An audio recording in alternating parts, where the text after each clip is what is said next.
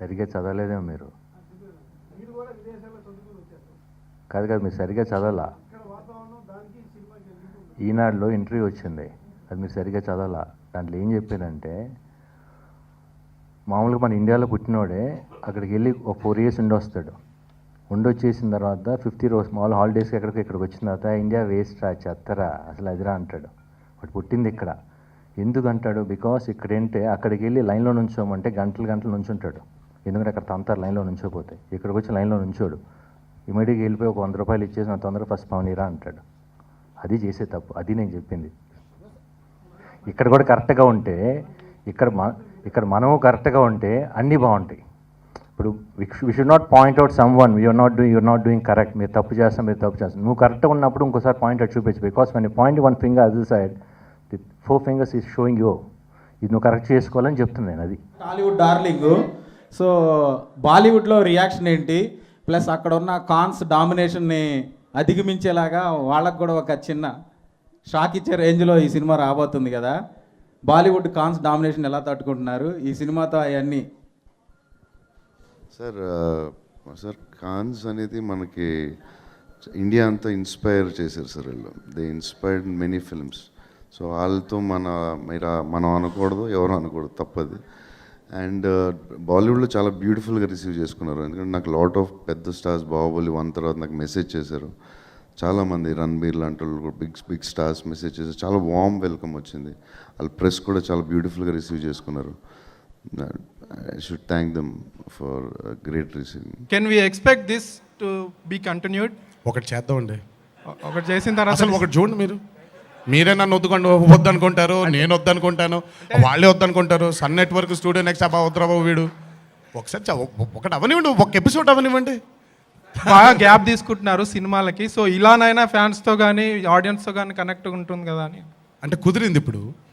అందుకే అంటాను, ఒకటి అవనివ్వండి, దాని తర్వాత నెమ్మదిగా బయలుదేరదాం మిగతా ఏంటి అనేది. తారక్ అంటేనే bundle of energy, bundle of knowledge. ఇప్పుడు ఇక్కడ ఈ షోలో కంప్యూటర్ మీకు పోటీయా?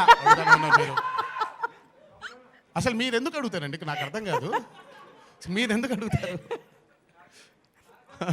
ఆయన దగ్గర మైక్ లాక్కుండా త్వరగా. అక్కడ ఆపేశారు మైక్ అక్కడ. అది మనం అక్కడ పక్కెళ్ళి మాట్లాడదాం. మీ అభిమానులు రావాలి కావాలి అంటే పొలిటికల్ ఎంట్రన్స్ ఎప్పుడు ఉంటుందండి? ఒక్క నిమిషం, దీనికి ఆన్సర్ మీకే తెలిసి ఉంటుంది. చెప్పండి, మీరే పోయిన ఆన్సర్ దీనికి. లేదు సార్, మాకు తెలియదు. మీరు ఆన్సర్ ఒకసారి చెప్పండి. కదా ఎన్నిసార్లు ప్రెస్ కాన్ఫరెన్స్లో కూర్చున్నాం, దీనికి ఆన్సర్ ఒకసారి మీరే చెప్తే బాగుంటుందని. మీరు వస్తే బాగుంటుంది తెలుగు రాష్ట్రాల ఆన్సర్ ఏంటో మీరు చెప్పండి. ఇది సమయం కాదు, ఇది సందర్భం కాదు. తర్వాత తీరిగ్గా ఓ రోజు మంచి వేడివేడి కాఫీ తాగుతూ మనమే సరదా కబుర్లు చెప్పుకుందాం. సార్ నందమూరి తారక రామారావు గారు, సమయం కాదు, సందర్భం కాదు, ఈ రోజు తీరిక మాట్లాడుకుందాం. నాతోటి దత్తు గారు ఎప్పుడు అంటుంటారు, బాస్ నేను మీతోటి అలాగే రామారావు గారితో ఏమైనా డిస్టర్బ్ చేస్తున్నాం, మీతోటి రామారావు గారితో నేను ఎన్నో అద్భుతమైనటువంటి సినిమాలు చేశాను. అవి కమర్షియల్గా పెద్ద పెద్ద హిట్స్ అయిన సినిమాలు అవి. సార్ చరణ్ గారు, సార్ ఇక్కడ చిరంజీవి గారి లేను లోటు అయితే చాలా కనబడుతుంది. సో ఆయన ఎందుకు రాలేదు? మరో ప్రశ్న, చిరంజీవి గారు ఫినిష్ చేశాను. నా బర్త్డే టీజర్ చూడండి అని ఆయనే వచ్చి చూడడం అనేది బాగుంటుందండి. ఆయన బర్త్డేకి మా టీం, మీరు, మీ రియాక్షన్స్ మేము తీసింది ఆయన గిఫ్ట్గా ఇవ్వాలని. గిఫ్ట్ ఇచ్చేటప్పుడు ఇలాగే ఉంటుంది కదండి, ఆయన తీసుకొచ్చి కూర్చోబెట్టడం బాగుంటుందేమో. నాకు ఎంత పొగరు ఎక్కువ ఉందో అంతే నాకు నిజాయితీ అది కూడా ఎక్కువ ఉంది అని నన్ను తెలిసిన వాళ్ళకి తెలుసు నా గురించి. సో జనరల్గా నేను వెనక్కి తిరిగి చూడను, రికలెక్ట్ చేసుకోవటం. ఎందుకంటే రికలెక్ట్ చేసుకున్నప్పుడు ఇప్పుడు మీరు ఒక మాట అన్నారు, అది మీరు ఎందుకనో ఒక్క స్థాయిలో ఉండి మీరు పడిపోయి అన్నారు. నేను లైఫ్లో ఎప్పుడు పడిపోలేదండి. ఇవాళ నేను మీ ముందు కాలు మీద కాలు పెట్టుకొని మీతో మాట్లాడుతున్నాను. ఎప్పుడు లైఫ్లో ఎవరు పడిపోరు. ఇవాళ ఈ స్థాయిలో మీ ముందు నేను గర్వంగా నా సినిమా గురించి నేను రాసి ప్రొడ్యూస్ చేసి నా టెక్నీషియన్స్తో తీసిన సినిమా గురించి మాట్లాడుతున్నప్పుడు మీరు పడిపోయారు సార్, నెక్స్ట్ ఎప్పుడు సార్ అని మీరు అడిగితే అది మీ ప్రాబ్లం, నా ప్రాబ్లం కాదు. ఎందుకంటే నేను లైఫ్లో పడిపోదు. వన్ సెకండ్, నేను ప్రతి మనిషి లైఫ్లో అన్ని విషయాలు ఫేస్ చేస్తూ ముందుకెళ్ళాలి, కానీ ముందుకు వెళ్తూనే ఉండాలి. నేను 1 week, 1 year, 10 years బ్యాక్ నాకు లైఫ్లో జరిగిన విషయాలు జరగకపోతే 6 years బ్యాక్ నా లైఫ్లో జరిగిన విషయాలు జరగకపోతే అవి మంచి విషయాలా చెడ్డ విషయాలా వాళ్ళు తప్ప నా తప్ప అదంతా అనవసరం. విషయాలు జరిగినాయి. ఇప్పుడు మీ ముందు నేను ప్రొడ్యూసర్గా మంచి సినిమాతో వచ్చానా లేదా, నేను గెలిచేసా. So for me life is you keep on going forward. And ఈ సినిమాలో ఎంత హ్యాపీనెస్ వస్తుందో అంతే హ్యాపీనెస్ బొమ్మరులో కూడా వస్తుంది. ఎవరు లైఫ్లో ఈ సినిమా 18 crores చేసింది, ఆ సినిమా 31 crores చేసింది, నేను పడిపోయానరా అని ఆలోచించరు. సో మీరు ఏ కారణం గురించి సినిమాలు తీస్తున్నారో ఆ నిజాయితీతో సినిమాలు తీస్తుంటే ఐ థింక్ ఆడియన్స్ ప్రేక్షక దేవుళ్ళకి వాళ్ళు ఇలాంటి డిస్కషన్స్ వాళ్ళు పెట్టుకోరు. ఇవాళ నేను హైదరాబాద్ ఎయిర్పోర్ట్లో వచ్చినప్పుడు 20 మంది వచ్చి ఫోటోలు తీసుకున్నారు. వాళ్ళు దూరం నుంచి పాపం 10 years ముందు వచ్చి ఉంటే ఫోటో తీసేవాళ్ళం, పడిపోయాడు కదా పాపం అని వాళ్ళు చెప్పలేదు. ఓకేనా, బండి ఎక్కే వరకు పక్కన ఉండి సార్ మీరంటే నాకు చాలా ఇష్టం సార్ అని చెప్పి వెళ్ళారు. సో అది నాకు ఇక్కడ ఉంది. అది నేను ఎప్పుడు ఇది నా ఇల్లు, నా ఇండస్ట్రీ, ఇది నేను మంచి సినిమాతో వస్తే వాళ్ళు ఆదరించాలి, చెత్త సినిమాతో వస్తే చెప్పు తీసుకొట్టాలి నన్ను, because that is my only responsibility. వస్తే మంచి సినిమాతో వస్తాడు, సిద్ధార్థ్ భయంకరంగా ట్రై చేస్తాడు అని చెప్తే చాలు. That is my biggest victory, because I'm alive today because I keep trying. And ఇది నేను సొంతంగా నా గురించి సంపాదించుకున్న లైఫ్. నేను లైఫ్లో పడిపోను. Thank you. డిమాండ్ చేస్తుందా లేకపోతే లేదు ఊరికనే టైంపాస్కి చేస్తాం.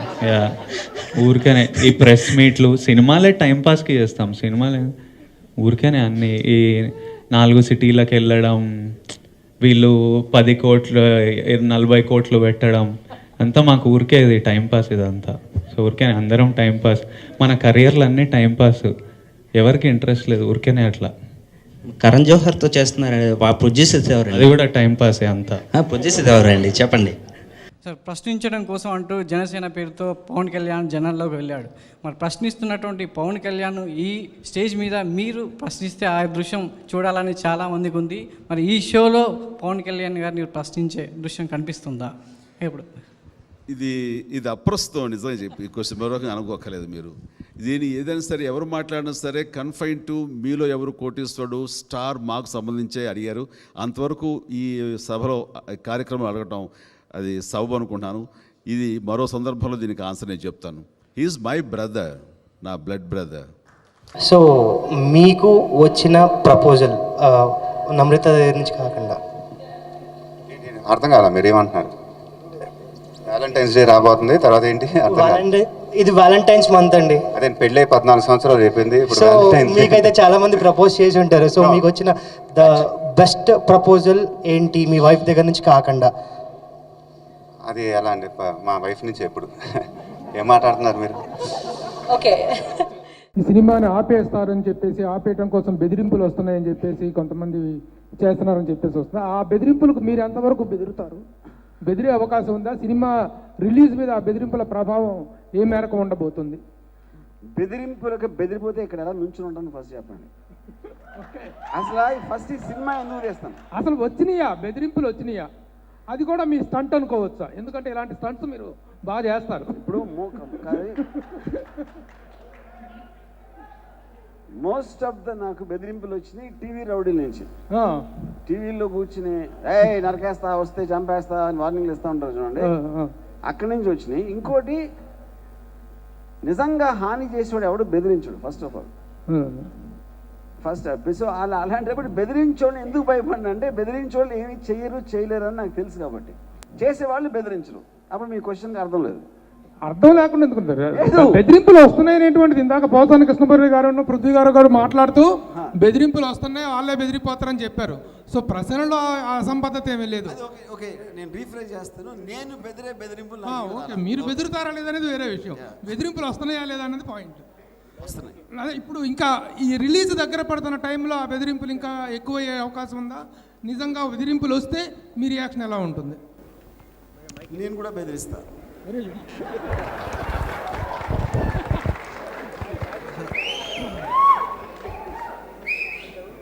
వర్మ గారు, మీరు లక్ష్మీస్ ఎన్టీఆర్ అనే సినిమా అంటే మీరు కమర్షియల్గా ఈ ఎపిసోడ్ని క్యాష్ చేసుకోవాలని చేస్తున్నారు, లేకపోతే జనాలకు నిజాలు తెలియాలని ఆ యాంగిల్లో చెప్పబోతున్నారు? అంటే మిమ్మల్ని జెన్యున్గా ఎంతవరకు నమ్మొచ్చు జనాలు?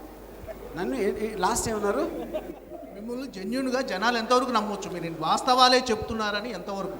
వాళ్ళు నమ్మినంత నమ్మొచ్చు.